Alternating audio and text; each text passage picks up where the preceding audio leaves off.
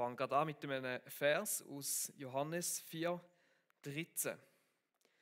Wer aber von dem Wasser trinkt, das ich ihm geben werde, wird niemals mehr durstig sein. Das Wasser, das ich ihm gebe, wird in ihm zu einer Quelle werden, die unaufhörlich fließt, bis ins ewige Leben.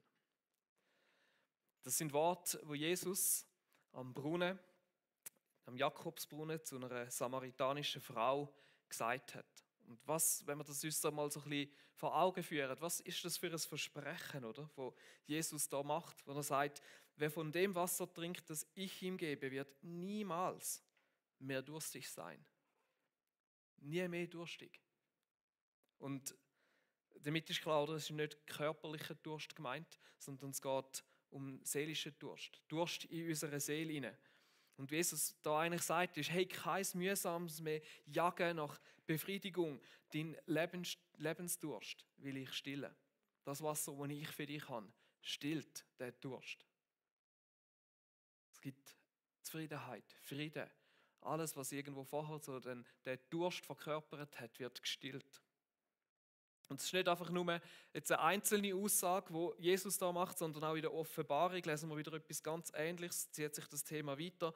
In der Offenbarung 22,17 heißt: Wer will, der trinke vom Wasser des Lebens.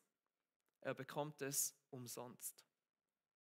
Das ist etwas, was Jesus uns möchte geben, von ganzem Herzen. Und gerade wenn du Christ bist, vielleicht schon längere Zeit, dann hoffe ich mega, dass du das lebendige Wasser kennst und gehe eigentlich davon aus, dass du das mindestens irgendwo mal erlebt hast, wie das lebendige Wasser den Durst in deinem Leben hinein stillt. Und wenn du dich vielleicht irgendwo noch nicht so richtig Christ nennst oder nicht recht weißt, ob du da drin einbezogen bist oder ob du noch nie vielleicht von dem Wasser getrunken hast, dann möchte ich dich einladen, die Predigt bis zum Schluss zu hören. Und ich würde dir dort nachher nochmal die Möglichkeit geben, um für dich zu entscheiden, möchtest du das von dem lebendigen Wasser trinken. Es ist ein riesiges Versprechen, das uns da Jesus macht. Und ich glaube, es wird unser Leben komplett verändern, wenn wir das erleben. Und die meisten von uns, glaube ich, das stimmen wir mal voll dazu ein. Hey, ja, das ist das Versprechen, das Jesus macht, das ist das, was er in unserem Leben möchte tun. Aber ich glaube, das Problem bei ganz vielen ist, dass, wenn wir ganz ehrlich sind, erleben viele Christen, das wird niemals mehr durstig sein. Eigentlich in ihrem alltäglichen Leben nicht oder zu wenig. Oder die meisten, glaube ich, irgendwo am Anfang erleben wir das, ist mega cool und blühen wir auf, aber irgendwann später verlieren das viel. Ich höre es immer wieder von Einzelnen. Es ist so die sprudelnde Quelle, wie das da beschrieben wird, in ihrem Inneren, spüren sie nicht oder erleben sie nicht mehr. Warum ist das so? Ich glaube, es hat mega viel mit unserer Gottesbeziehung zu tun. Das ist ein Thema, das Steffi und mir in unseren Ferien nochmal mega aufs Herz gekommen ist, für uns als Kirche, für jeden Einzelnen von uns ganz persönlich. Und letzten Sonntag hat Gott das wie nochmal bestätigt und mit dem Early Bird Gebet, oder wir treffen uns am Morgen um 9 Uhr, um zusammen zu beten, mit den Bahnen für den Sonntag, ein Bild geben, wo gerade genau in diese Thematik hineinspricht und wo ich darüber heute eigentlich möchte predigen, wo ich mit euch möchte anschauen, weil ich glaube, es hat mega viel für uns als Kirche in dem hinein und auch für dich persönlich. Und zwar ist in dem Bild hinein um einen Brunnen gegangen, wo eben das Wasser vom Leben drin hat. Und ich habe so zwei Situationen gesehen. Die eine Situation ist, dass aus dem Brunnen fast kein Wasser mehr geflossen ist. Es ist noch schwierig, irgendein gescheites Bild zu finden, das das wie ganz visualisiert. Ich habe auch das Bild von einfach so einem Brunnen, wo es ein bisschen rausfließt. Und ich glaube, einige erleben das wie so, dass in dem Brunnen irgendwo der Durst nicht gestillt wird, weil einfach nur noch so ein Rinnsal ist, weil ein bisschen vielleicht etwas rauströpfelt, weil irgendwo die Flasche leer ist, weil der Brunnen aus irgendeinem Grund wie so verstopft, verkalkt, irgendwo wie zu ist. Und ich glaube, es ist wie ein Bild von Menschen, die schon irgendwie lang Christ sind und die das eben irgendwie nicht mehr erleben, dass der Durst wirklich gestillt wird, weil die Quelle nicht mehr richtig fließt. Wo nur noch wenig von dem lebendigen Wasser kommt und wo sie irgendwo wieder durstig werden. Vielleicht, wenn ich das so beschreibe, vielleicht beschreibt es deine Situation oder ist so ähnlich, wie du dich vielleicht manchmal fühlst, dann die Predigt wird für dich sein. Und dann gibt es wie die anderen, bei denen fließt das Wasser, da läuft es und was sie machen ist, sie versuchen möglichst viel von dem Wasser irgendwo aufzufangen und zu schöpfen. Sie nehmen die Flaschen, heben sie an, füllen sie ab. Aber was dabei irgendwo verloren geht, ist, dass sie auch wirklich trinken. Sie sind so beschäftigt damit, das Wasser abzufüllen, irgendwelche Flaschen und weiß auch nicht was, aber dann Zeit nehmen, um sich wirklich zu trinken, geht irgendwo unter. Und sie sind trotzdem durstig, obwohl sie eigentlich Wasser in Masse, von dem lebendigen Wasser in Masse hätten. Ich lasse die zwei Sachen. Und oben. Das sind Menschen, die vielleicht zwar voll mit Gott unterwegs sind, die viele Bücher lesen, viele Podcasts hören, die verschiedene Orte haben, wo sie wie so von dem Wasser trinken können, aber eben irgendwo selber das nicht wirklich trinken. Irgendwo, sie fühlen es wie ab, sie kommen zu dem, aber so richtig trinken klingt ihnen irgendwo nicht. Vielleicht auch Menschen, die sich mega investieren, aber die irgendwie dann schlussendlich wie zu müde sind, um selber das Wasser wirklich zu trinken. Vielleicht erkennst du dich in einer von diesen Situationen, vielleicht so ein bisschen. Aber gerade in beiden Situationen geht es um unsere Gottesbeziehung und wie es um die Gottesbeziehung kann stehen. Und ich möchte ein paar Gedanken dazu teilen, wie wir die Quellen in uns wirklich wieder fließen lassen können. Wie wir von dem Wasser trinken können, so dass das, was Jesus da verspricht, eben Wahrheit wird und wir es erleben können und sehen, dass der Durst gestillt wird, den wir in unserem Leben haben.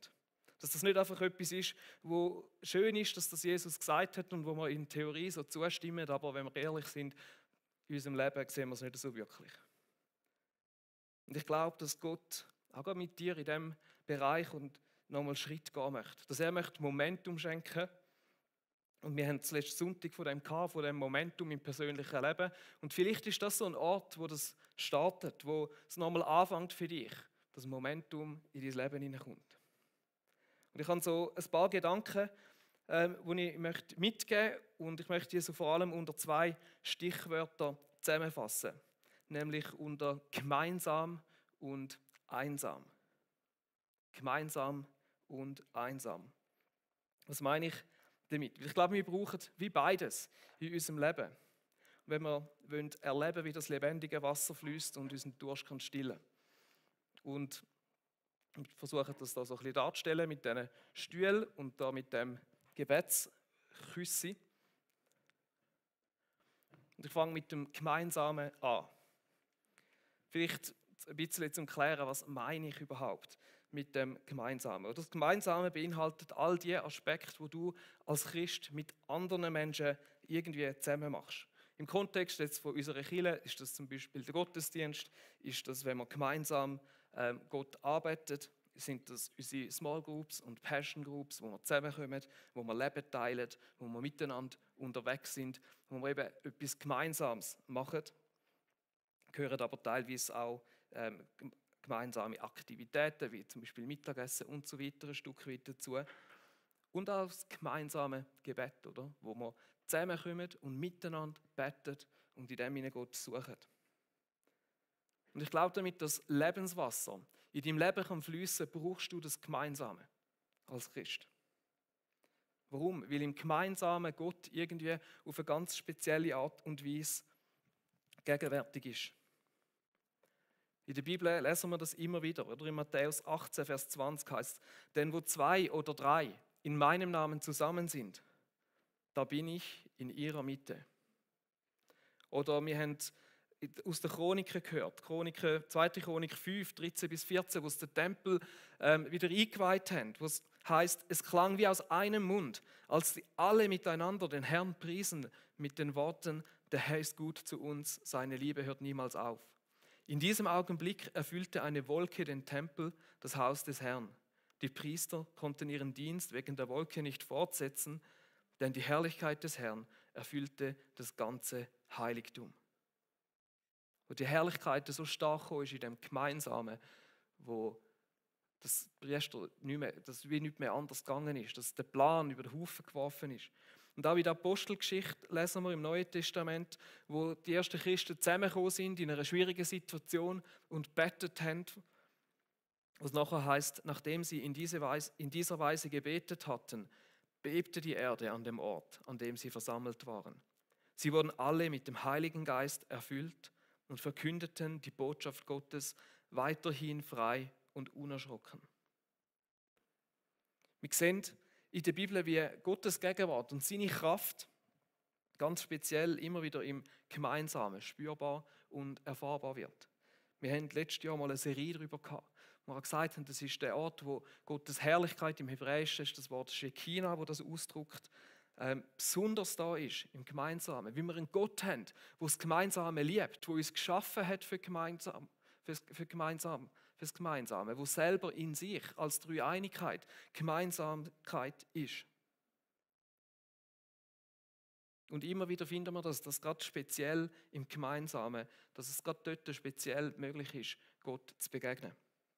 Und ich bin überzeugt, dass wenn du Christ bist, dass du das auch schon auf verschiedenste Art und Weise erlebt hast. Ein gemeinsames Gebet, zusammen mit anderen am Betten und plötzlich merkst, wie Gott etwas zu dir redet. Oder Predigt, wo wir alle zusammen gemeinsam drin sind und plötzlich merkst, hey, es ist eigentlich, als würde die Predigt nur für mich sein. Als wäre sie direkt an mich adressiert und du merkst, wie Gott etwas in dir hinein tut. Im Gemeinsamen in den Small Groups, wo andere Leute irgendwelche Gedanken reinbringen, die du vielleicht nie gehabt hättest und wo du wie merkst, da ist jetzt Gott drin. Wenn man gemeinsam Gott arbeitet, im Lobpreis. Ich erlebe das so oft, wenn ich Gott gerade in diesen Situationen mir begegnet und ich merke, jetzt sprudelt das lebendige Wasser in mir drin. Jetzt ist die Quelle am Aufbrechen, jetzt bricht es aus mir raus. Ich habe das krass erlebt an einer Hillsong-Konferenz mit 10'000 anderen Leuten, wo es wirklich so wie in dem Chronikvers war, wie eine einzige Stimme, alle am Singen. Aber auch schon so oft im Kleinen, in der Small Group, wo irgendjemand irgendeine Bemerkung macht und ich merke so, das ist jetzt wie für mich. Das hat die Person gar nicht extra zu mir gesagt oder weiß auch nicht das, aber ich merke, plötzlich fängt das Wasser in mir hinein an zu fliessen und ich kann das Wasser trinken. Und es muss nicht immer eben nur auf Gottes Reden oder so zu uns bezogen sein, sondern es kann auch einfach auf, dass du merkst, seine Gegenwart ist da und wie merkst jetzt irgendwo, dass die Beziehung, wo vorher eben das Wasser vielleicht nicht richtig geflossen ist, jetzt plötzlich fließt es. Durch die Gemeinschaft, durch das Gemeinsame werden wir ermutigt, wir werden konfrontiert, werden aber auch gestärkt. Und das sind Sachen, die wir brauchen, damit das Wasser fließen in unserem Leben. Oder du wirst ermutigt, wenn du siehst, was Gott im Leben von anderen Menschen tut. Du hörst Wahrheiten, die dir vielleicht selber nicht bewusst sind, wo jemand anders ausspricht und wo du wie merkst, das löst etwas aus in deiner Beziehung mit Gott. Du teilst zusammen Leben mit anderen, auch Schweres. Und es wird gemeinsam geteilt, du wirst ermutigt. Du wirst aber auch konfrontiert, oder? Und das ist in dem Sinne auch gut, weil wenn wir konfrontiert werden mit Sachen, dann wachsen wir. Das sind die Sachen, wo wir im Glauben ihnen auch wachsen. Du hörst Sachen, wo du vielleicht eigentlich so nicht würdest wählen oder wo dir vielleicht unbequem sind und wo du wie merkst, hey, da legt Gott den Finger auf etwas, wo eigentlich dran ist, aber vielleicht nicht bequem ist. Du wirst überführt von Sachen, du wirst herausgefordert, da jetzt einen Schritt zu machen. Und in dem Sinne eben der Effekt ist auch, dass wir gestärkt werden. Du lehrst, du kannst Sachen lernen, du gewöhnst an Weisheit und Erkenntnis, du kannst ausprobieren, du findest einen sicheren Rahmen, wo du dich stärken kannst und wo deine Beziehung mit Gott wachsen kann. Und ich glaube, wenn man so bei dem Bild von dem Brunnen ein Stück weit bleiben, dann ist das Gemeinsame so der Ort, eben, wo die Quelle wieder anfängt zu sprudeln, wo sie wie entstopft wird, wo wie plötzlich etwas wieder durchbrechen kann oder wo du neues Wasser kannst schöpfen. Und gerade wenn du zu denen gehörst, die sagen, hey, ich habe irgendwie manchmal das Gefühl, mein Brunnen ist verstopft, dann frage ich dich,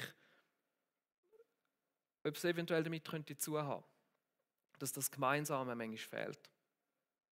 Und ich möchte dir Mut machen, das Gemeinsame zu suchen, dich einen Teil davon zu machen.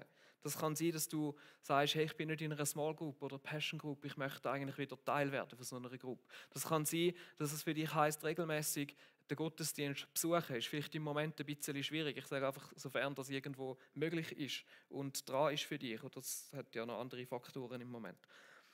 Aber lass dich in dem herausfordern, dich einen Teil von dem zu machen. Unser Anliegen ist, dass unsere Kirche jeder irgendwo einen Platz in dieser Gemeinschaft finden kann, weil es jeder irgendwo braucht.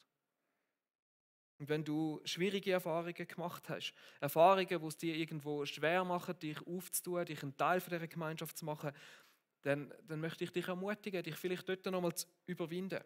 Keine Gemeinschaft ist perfekt. Ja, es gibt Verletzungen. Es gibt einmal einen Grund, um zu sagen, hey, von dem möchte ich nicht mehr ein Teil sein. Aber ich glaube, wir brauchen es. Ich glaube, es ist der Ort, wo das Wasser das lebendige Wasser in unserem Leben nochmal so richtig zum Sprudeln kommen kann. Das ist das eine, das Gemeinsame. Das zweite ist das Einsame. Das geschöpfte Wasser, kann man so sagen, muss ein Stück weit auch getrunken werden. Und ich glaube, vielleicht im Bild kann man das so sagen, dass das Trinken vielleicht ein Stück weit im Einsamen passiert. Und genauso wie wir das Gemeinsame brauchen, brauchen wir das Einsame. Es braucht beides. Vielleicht, was ich meine mit dem Einsamen. Ich meine nicht das Gefühl von Einsamkeit und ich bin irgendwo allein und niemand ist da, sondern ich meine damit du und Gott. Du ganz allein mit Gott. In der Bibel gibt es das griechische Wort Eremos, wo Abgeschiedenheit heißt, Ruhe, und wo wir immer wieder lesen, wie Jesus genau das gesucht hat. So die Einsamkeit, Stille, die Ruhe und einfach das Sein mit Gott, der Ort, wo man mit Gott betet, wo man mit Gott redet, wo wir bei ihm sind. Jesus hat das immer wieder gemacht. Wir lesen in Markus 1,35, das heißt, früh am Morgen, als es noch völlig dunkel war, stand Jesus auf, verließ das Haus und ging an einen einsamen Ort, um dort zu beten. In Matthäus 14,23 heißt, als das geschehen war, stieg er auf einen Berg, um ungestört beten zu können. Spät am Abend war er immer noch dort, ganz allein. Es sind die Zeiten, wo du ganz bewusst mit Gott verbringst, ganz allein für dich, in der Ruhe, in der Stille. Zeiten vom persönlichen Gebet, ohne Ablenkung. Wo du einfach kannst sein, vielleicht über sein Wort irgendetwas meditierst. Und es spielt überhaupt keine Rolle, ob jetzt das irgendwie Abend oder Morgen ist. Die zwei Bibelstellen zeigen, Jesus hat es einmal am Morgen gemacht, einmal war es am Abend gewesen, wo er die Zeit gesucht hat. Das spielt keine Rolle. Wie steht es bei dir um die Zeiten? Ums Einsame? Ich frage, weil ich viele Christen kenne, die sich mit dem sehr schwer tun. Die sagen, hey, ich habe zu wenig Zeit, um das zu machen. Die das Gefühl haben, hey, es passiert nichts in diesen Zeiten, wenn ich mir die nehme. Die sagen, ich weiß nicht, wie ich die Zeiten verbringen soll. Sagt mir irgendwo nichts. Wo die einen sagen, ich halte das fast nicht aus, um einfach eine Zeit lang so zu sein. Und es ist eigentlich eine Tragödie. Ich glaube, wenn wir wollen, dass die Quelle fließt in unserem Leben und wenn wir wollen, von dem Wasser vom Leben trinken, dann geht das dann gehört das Einsame dazu. Dann gehört es dazu, die Zeiten mit Gott haben. Ich glaube, das sind die Momente, wo man das Wasser nicht einfach nur schöpfen und nicht einfach nur irgendwo abfüllen, sondern wo man es wirklich trinken.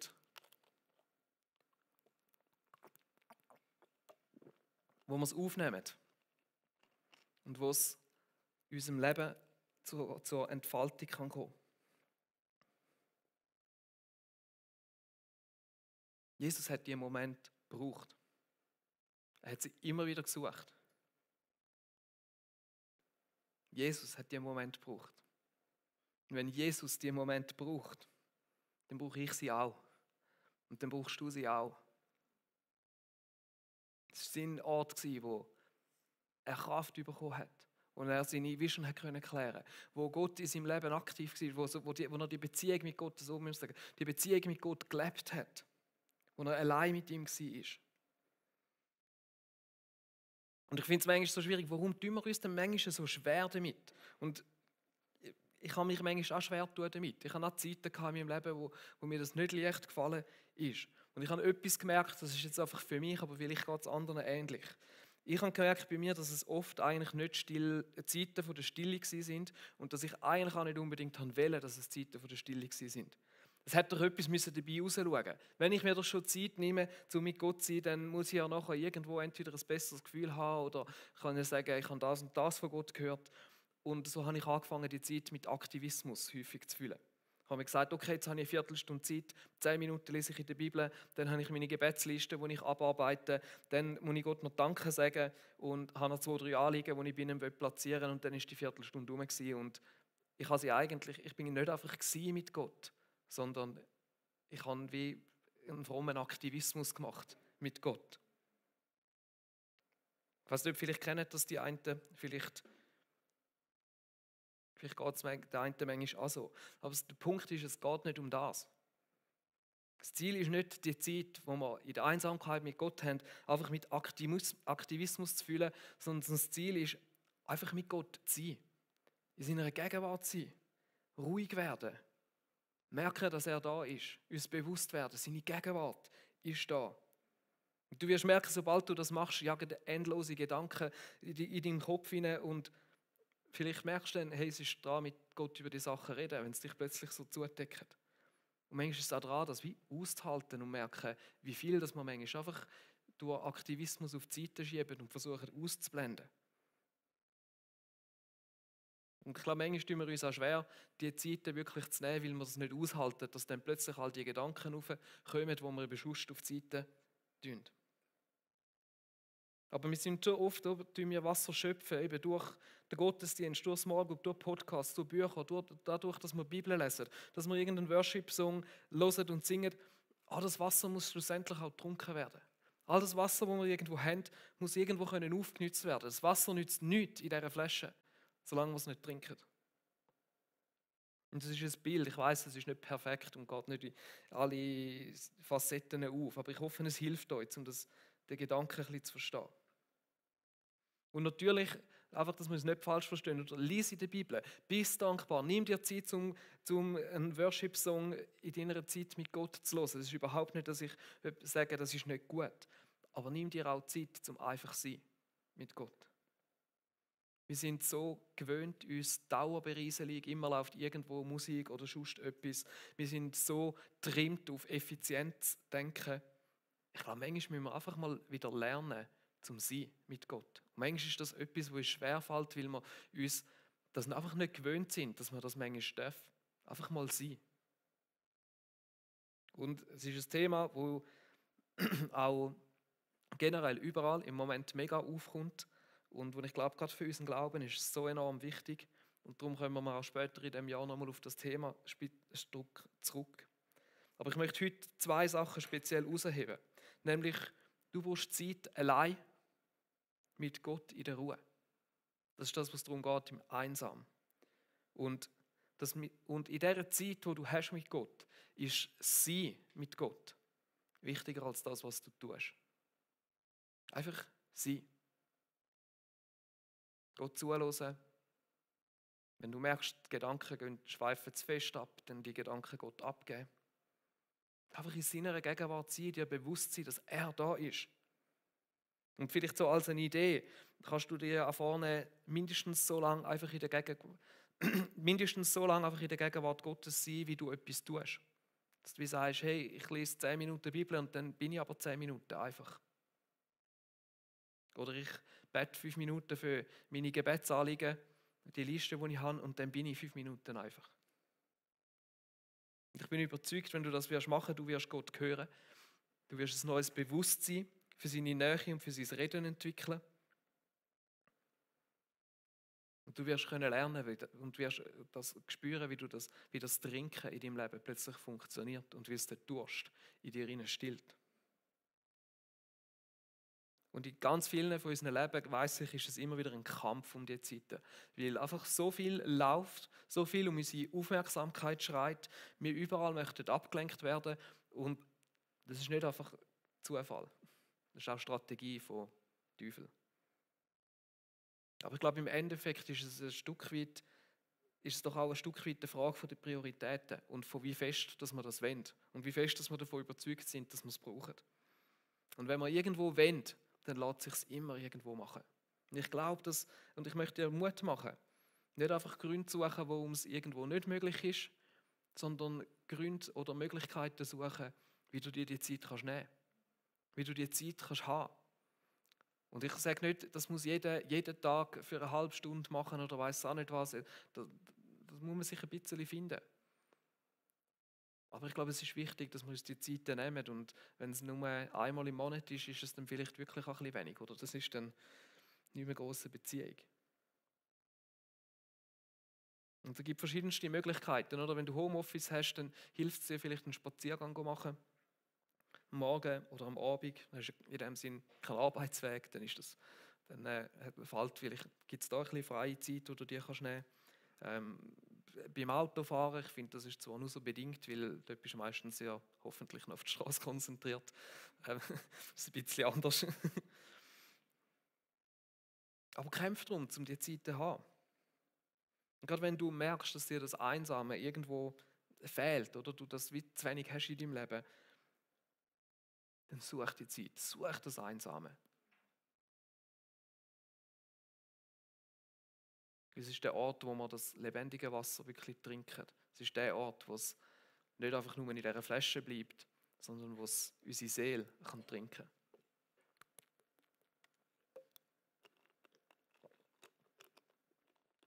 kann. Und ich glaube wirklich, manchmal ist das etwas, wo wir ein Stück weit wie wieder neu lernen müssen. Wo wir wie manchmal ein bisschen verlernt haben, weil unsere Gesellschaft so anders ist.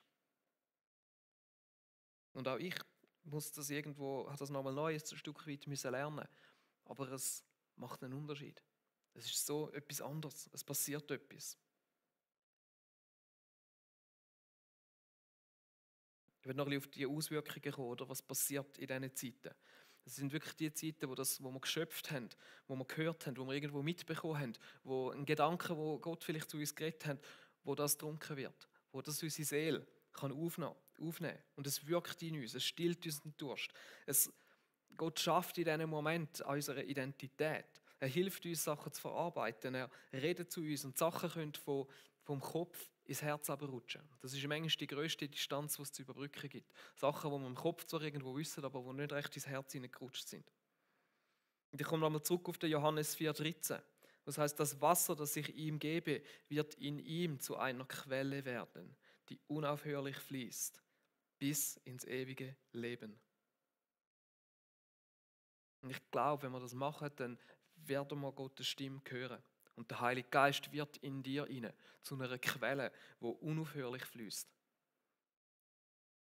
Wo du immer wieder kannst anzapfen. Wenn du lernst, in dem Gemeinsamen und im Einsamen inne an dieser Quelle sein. Das ist auch etwas, was Jesus so oft sagt. Bleibt mit mir verbunden.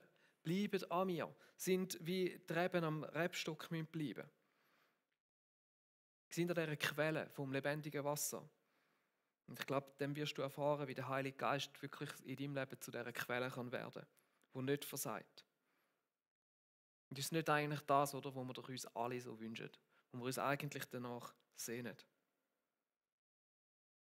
An dieser Stelle möchte ich ganz speziell, wenn du vielleicht das lebendige Wasser noch nie getrunken hast, dich einladen, von dem lebendigen Wasser zu trinken. Probier es aus. Lade dich darauf ein, mal von dem Wasser zu trinken. Es heisst in der Offenbarung, dass du es umsonst kannst bekommen.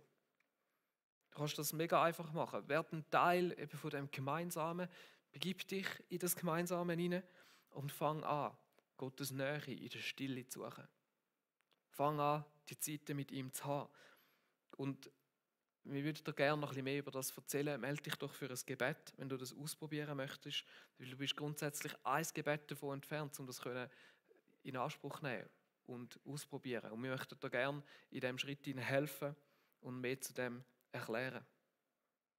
Also wenn du merkst, der Durst in deinem Leben und das lebendige Wasser nicht hast, dann ist vielleicht heute der Schritt da zum Trinken.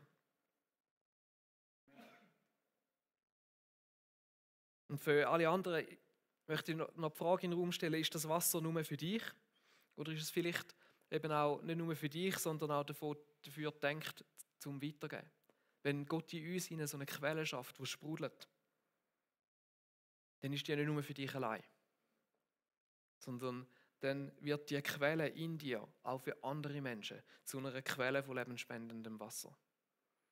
Das ist auch so etwas, was wir in der Bibel immer wieder sehen. Dass das, was uns Gott gibt, er im Überfluss gibt, so dass wir weitergeben können für andere. Und ich glaube, dass wenn die Quelle in deinem Leben am Sprudeln ist, dann hast du etwas, wo sich andere danach sehnen, wo andere brauchen. Und wo dich Gott wirklich möchte zu einer Quelle für andere machen. Und ich glaube, du wirst merken, wenn du die Zeiten mit Gott hast, auch gerade im Einsamen, die Zeiten mit dem Heiligen Geist, dann wird das Auswirkungen auf dich haben. Er wird plötzlich anfangen, zu dir reden, über Menschen, über deine persönlichen Anliegen raus, in dein Umfeld hinein und wird mit dir über die Sachen reden. Er macht das, indem er dir vielleicht plötzlich die Augen öffnet für deine Umgebung. Dass er dich plötzlich hinter die Fassade von Menschen blicken lässt. Vielleicht von Nachbarn, von Schulkollegen, Arbeitskollegen, von Freunden. Wo du plötzlich merkst, hey, da ist etwas noch dahinter verborgen, hinter dem, was die Person sagt oder versucht darzustellen.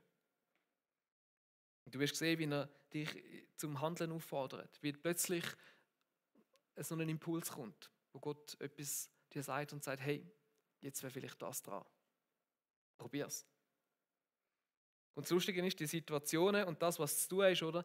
Ich kann euch garantieren, es wird immer ein Stück weit unbequem sein. Und vielleicht manchmal nicht gerade optimal passen. Aber stell dir vor, wenn das Gottes Zeitpunkt ist, wenn das so ein Kairos-Moment ist, wo Gott möchte eingreifen. Ich habe mich gefragt, wie oft habe ich schon so Kairos-Moment verpasst, weil es gerade zu unbequem war, weil es gerade nicht so in meinem Tagesablauf hineingepasst hat, weil ich sowieso schon viel habe und jetzt gerade nicht andere Zeit für das habe.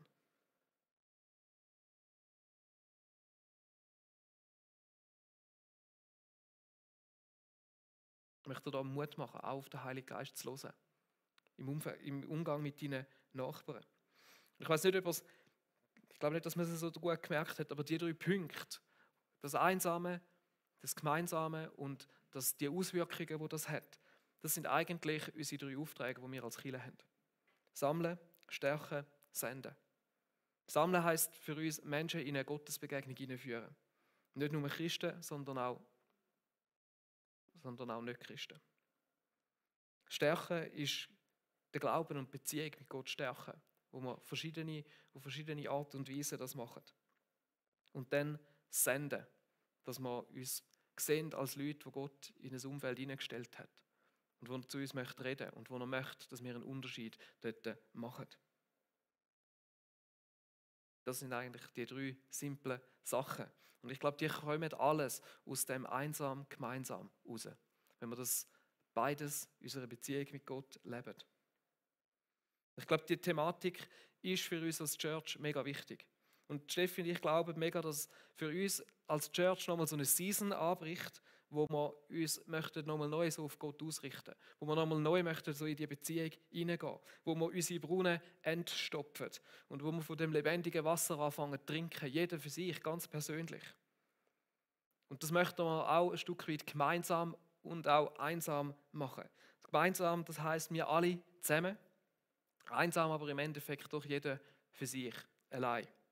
Und darum haben wir uns entschieden, dass wir so für den nächsten Monat so eine Aktion möchten starten, wo uns in dem helfen soll, in dem einen Schritt machen. Und darum stellen wir den Februar so unter das Motto Pray and Love Your Neighbor.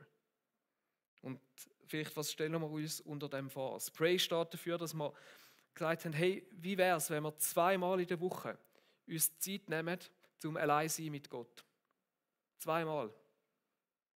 Und das kann jeder für sich entscheiden, wie lange. Aber einfach mit Gott zu sein und in dieser Zeit Gott zu bitten, zu uns über unsere Nachbarn zu reden. Und vielleicht in dieser Zeit auch ganz konkret für unsere Nachbarn oder für unsere Arbeitskollegen zu beten. Und dann einfach sein, in der Gegenwart Gottes. Und das Love Your Neighbor ist genau das, oder? Zu hören, was Gott in diesen Zeiten uns sagt. Und uns von ihm führen lassen. Auf den Heiligen Geist hören und zu merken, tut sich irgendetwas auf. Zeigt sich mir irgendwo so ein Moment, wo könnte so ein Kairos-Moment sein. Und einfach anschauen, wie können wir sie lieben, unsere Nachbarn. 1 Monat lang zweimal in der Woche. Und gerade wenn du Familie hast mit Kind, wäre es ja eine mega coole Idee, dass vielleicht Kind sogar in das mit einbeziehen. Vielleicht auch mit den Kids zusammen, für die Nachbarn zu beten und zu hören. Und schauen, ob der Heilige Geist euch etwas aufs Herz gibt für eure Nachbarn. Wir glauben, dass so nochmal mega Momentum in unserem Leben entstehen. Und so nochmal kann ein Momentum in unsere Beziehung mit Gott hineinstehen. Wenn wir das Gemeinsame und Einsame, wenn wir das beides zusammen leben in unserer Gottesbeziehung. Und wer weiß, im April startet unser Alpha Live. Vielleicht entsteht aus dem etwas. Vielleicht hast du aber in dieser Zeit auch einfach deine Nachbarn gesegnet und den Boden geleitet für etwas anderes. Aber mach es, indem es vom Heiligen Geist geleitet ist. Und nimm dir die Zeit, um auf ihn zu hören. Um einfach sein in seiner Gegenwart und offen zu sein. Ich möchte beten. Und wenn ihr mögt, die da sind, können aufstehen, die daheim können, in einer Position, die euch bequem ist.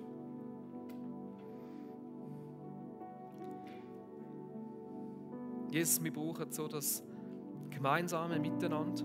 Das ist das Privileg, dass wir das aktuell so in dieser Form noch ausleben dürfen, dass wir unsere Small Groups haben, wo wir uns treffen können, wo wir uns ermutigen, konfrontieren, wo wir uns stärken können. Und wir brauchen so auch das Einsame. Das einfach sein mit dir. Jesus, du siehst, wer von uns alles merkt, wie oft, dass wir von Aktivismus getrieben sind, wie oft, dass wir einfach zu viel haben, wie oft, dass auch die Zeiten irgendwie so ein Stück weit gestresst manchmal sind. Und Jesus, wir wollen das Einsame nochmal suchen. Wir wollen deine Gegenwart einfach nochmal drin hineinkommen. Einfach sie geniessen, einfach da sein. Jesus, du siehst unsere Aktion Pray and Love Your Neighbor. Und Jesus, wir wollen den Monat lang die Zeiten wirklich nehmen. Zweimal in der Woche für unsere Nachbarn zu beten. Zweimal mit dir darüber reden. Und zweimal pro Woche mindestens einfach in deiner Gegenwart zu sein. Das Lernen, das Trinken von deinem lebendigen Wasser. Jesus, du siehst all die Gedanken schon, warum nicht und so weiter, die uns durch den Kopf gehen. Und ich bitte dich, dass du uns nicht die Gründe zeigst, warum es nicht gehen soll, sondern die Möglichkeiten zeigst, wie es eben kann sein und wie wir das machen können und wo wir das erleben können und wo wir trinken von diesem Wasser. Ich bitte dich, dass du jeden Einzelnen segnest und zu jedem Einzelnen jetzt auch redest in dieser Zeit, die wir noch gemeinsam haben in deiner Gegenwart. Amen.